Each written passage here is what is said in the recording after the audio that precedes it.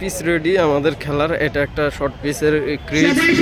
সব প্লেয়ার এই যে এখানটায় 8টা টিম খেলবে আজকে। আর এই যে আর একটা ক্রিজ, 2টা ম্যাচ চলবে 2 ক্রিজে, এক মাঠে 2টা ক্রিজে মোটামুটি খেলা হবে। যে আশা ইউনিভার্সিটি এখানে সবাই মোটামুটি প্রেজেন্ট, সব দলের ক্যাপ্টেন কি বেলাল ভাই।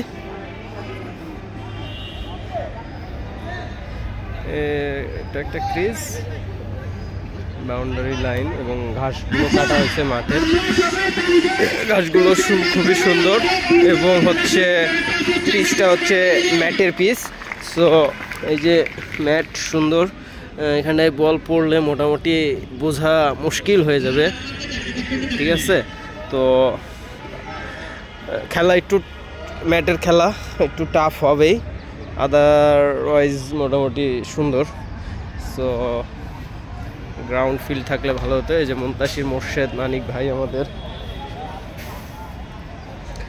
আর এদিক থেকে আর একটা পিচ দেখে আসি।